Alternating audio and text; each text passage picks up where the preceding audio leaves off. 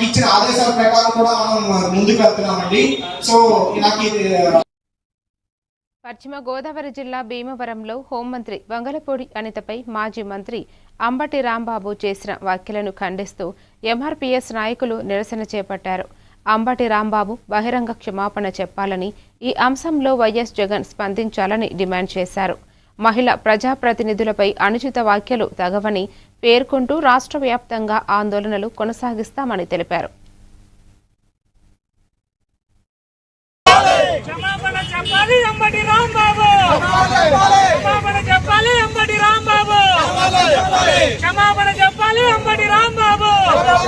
జై మాదిగా, జై మాదిగా, వర్ధిల్లాలి మందకృష్ణ గారి నాయకత్వం, వర్ధిల్లాలి మందకృష్ణ గారి నాయకత్వం. వాక్యాన్ని వెనక్కి తీసుకోవాలని తెలియజేస్తున్నాం. ఏదైతే హోమ్ మినిస్టర్ గారిని ఏదో అనుచిత వ్యాఖ్యలు చేశాడో ఆ వాక్యం తీసుకుని తక్షణమే క్షమాపణ చెప్పాలని తెలియజేస్తున్నాం. ఏదైతే ఈ క్షమాపణ చెప్పే బాధ్యత వైఎస్ జగన్మోహన్ రెడ్డి గారి బాధ్యత తీసుకుని తక్షణమే చెప్పవలసిందిగా విజ్ఞప్తి చేస్తున్నాం.